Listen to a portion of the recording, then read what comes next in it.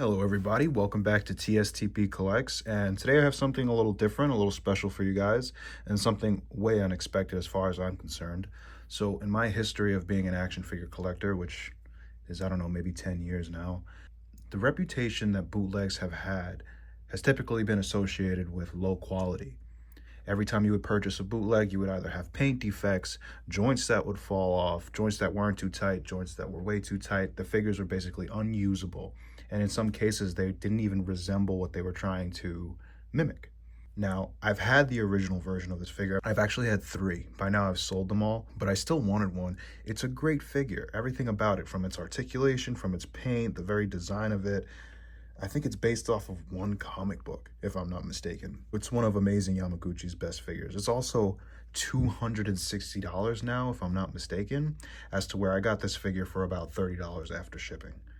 And lo and behold, aside from having to glue in the cape, aside from kind of adjusting some of the joints, adding some material to make them a little sturdy, this figure is just as good, if not better, than the original release, and I'll explain why.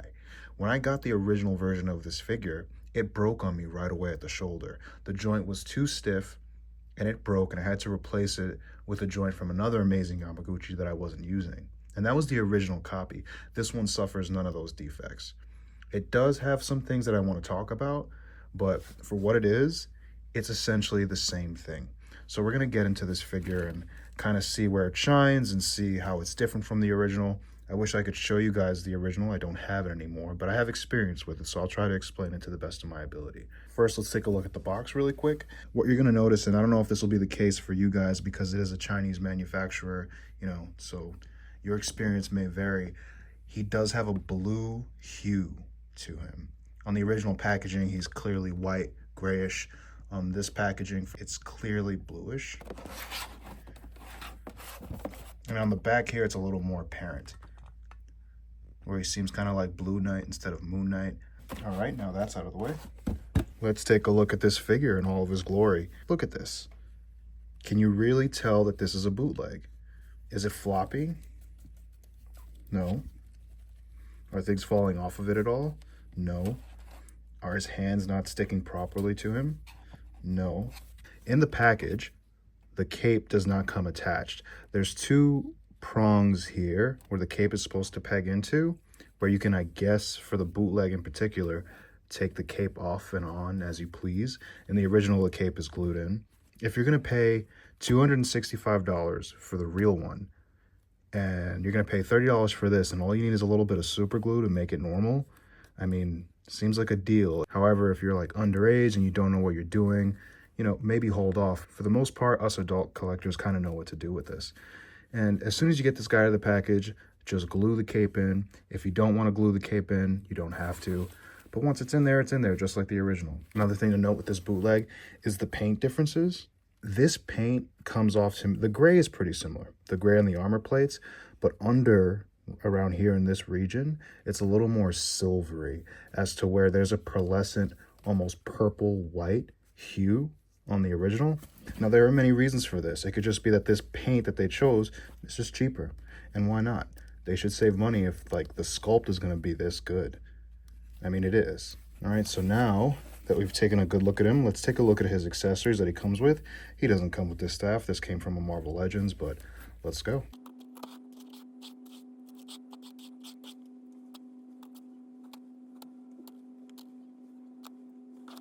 All right, guys, so there's all the accessories that come on them in packaging.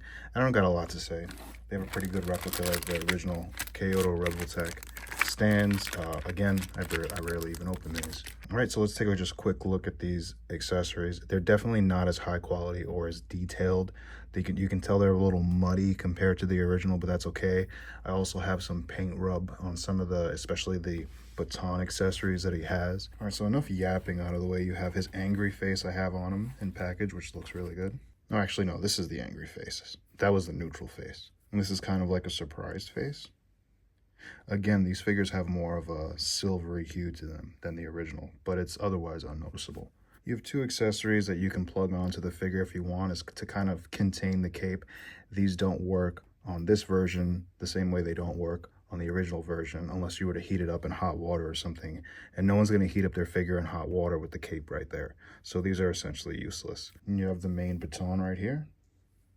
These two smaller batons. You have these two moonarangs that are essentially the same as the original. You have these two pieces that would peg into the back for him to hold his two batons. Surprisingly, they work a lot better than the original. They're at least a little more reliable. The original, they would flop out like nothing.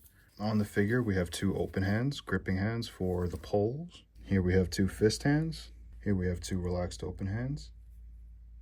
Here we have two gripping hands with the pinky jutting out, specifically to hold the moonarangs, like so. Then we have two open expressive palms, which these are actually some of my favorite. They look a little better on the original. They're a little chunky looking here, but these are still cool. And finally, two more hands with smaller moonarangs tucked within the knuckles, which is cool. So everything you get in the original is here. All right, guys, let's get these accessories out of the way, and we're going to talk articulation. And as for articulation, this guy is pretty much the exact same as the original, save for maybe only one important detail, and I'll get to it. But even the cape on the original had 4 wires. You have a wire here for each side, you have a wire back here for the bottom, and then you have a wire in the middle for that extra expressiveness. So the cape is essentially as effective as the original. He does suffer from the same problem that the original has, where the head will tend to pop off or it'll look weird, like so. You really want the hood sitting flat on his head to look authentic. So that can be kind of annoying when posing him around. And he looks up, not so much, he's a little hindered, but he does look up a good amount, more than enough. He looks down more than enough as well.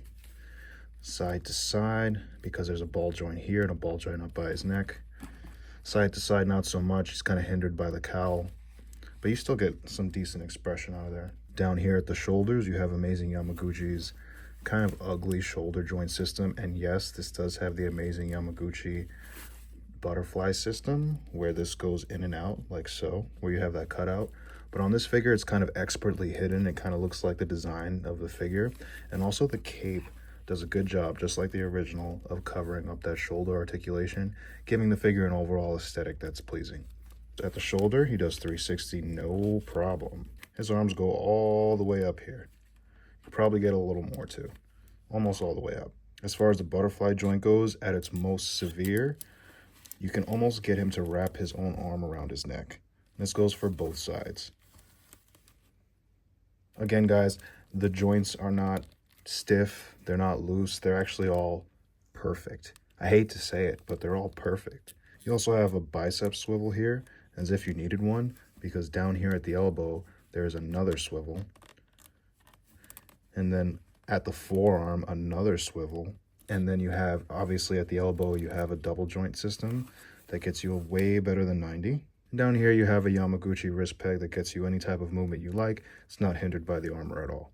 All right, over at the make and break of any figure, where amazing Yamaguchi tends to shine, we're going to take a look at the ab articulation here up at the torso. So he'll go forward without using the waist joint, about that much, which is good. He will lean back about the same, using that upper torso, and then using the waist ball joint, you end up getting about 90 degrees in terms of an ab crunch, which is amazing. And then leaning back, not so much, but also not necessary either. All right, as for the articulation in the legs, he can kick up straight forward, a little better than 90, leaving a little gappage, but that's okay. Going back, a little under 45. To the side, you can get the splits, no problem. You get a swivel down here at the thigh. You'll get an amazing Yamaguchi knee joint or kneecap joint, which is otherwise seamless. This is a little better than some of their other examples. And here's where the difference is between the original. That to me is a little interesting. In the original, this is pegged in via just a straight peg. It just wedges in there. This, however, is a ball joint.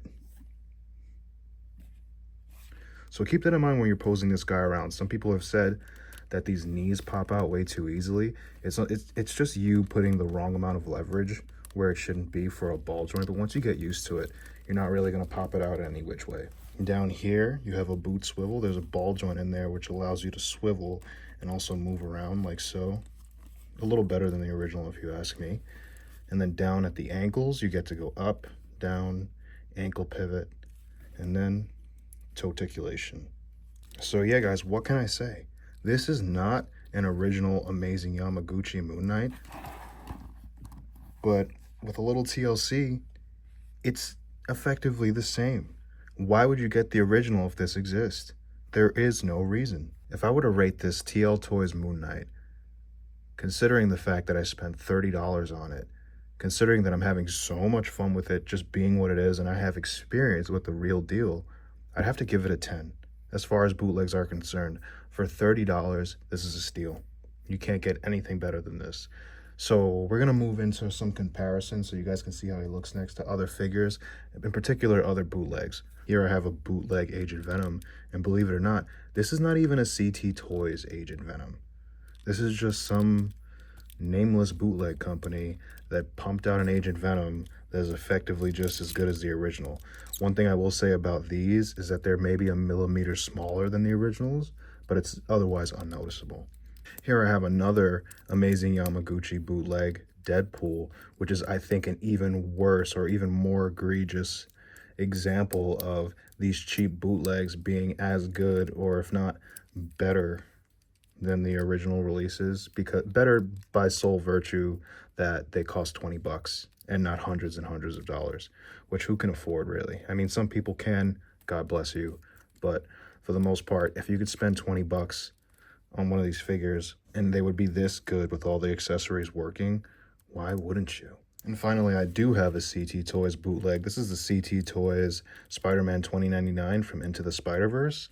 And this was my first venture into bootlegs in 2024. I've otherwise avoided them for the entirety of my collecting life, for reasons being they were mostly low quality and not worth anyone's time or money. But I heard good things about this figure, and boy, was I blown away, because I had the original of this figure. This figure, aside from its size, which is actually a little smaller than the original. It's a lot smaller than the original. The original is like stands this tall, which I didn't like, that it was almost a McFarlane size figure. This figure is more in line with Hasbro Marvel Legends scaling, which makes it work coincidentally 10 times better. It also comes with accessories that the original doesn't. And guess what? All the articulation is there, and it's smooth, and it's nice. It's not loose, it's not tight. It's perfect. It's as perfect as it can get. These bootlegs are so good that I can see a world where they go up in price, almost double or triple, after these companies are shut down for copyright infringement, if they can be shut down for copyright infringement. All right, guys, now that I've shown how he looks with these guys, I'm going to show you guys how he looks with some Moon Knights. We got a Moon Knight from Mesco. So as you can see, he's actually a little shorter. He's scaled down from the original. I'd say the original is about this tall. Here we have a Moon Knight from the TV series. He's only a little bit taller, but they kind of look good together. And then I have a custom Moon Knight that I made based off of Marvel Legends. It's kind of a mess. It's got some charm to it because I put some work into it. But yeah. Alright guys, as we close out this video, I kind of want to ask you guys a question to see what you think. Where are we in terms of collecting 1/12 scale high-end action figures? Because if these bootleg companies are providing this much quality at this price point, what's the point of collecting the official thing? Is it worth it to get these figures as they come out and not wait 2 months for the bootleg to release? The original version of this guy, you have no guarantee of not having QC problems or who knows what could happen. And he's about $265 last time I checked. As far as the ethics for collecting bootlegs, I don't know. We have to look at the obvious, that these companies kind of don't care about us as consumers. If there is cheaper, better options out there as consumers, that's where we're going to go. So ethically, I don't think the burden is on us. I think the market has to shift in one of two ways. The first way would be up the quality, add more accessories, make getting the official versions worth it, or simply lower the price. Which way are they going to go? I don't know. However, you guys should let me know in the comments below. Let me know what you think. I'm interested. So yeah, guys, thanks for watching my review on this TL Toys amazing Yamaguchi Moon Knight from Revoltech. Hope you guys enjoyed watching this video. Remember to like, comment, and subscribe, and let me know what you think. Take care, guys. Happy collecting. Bye.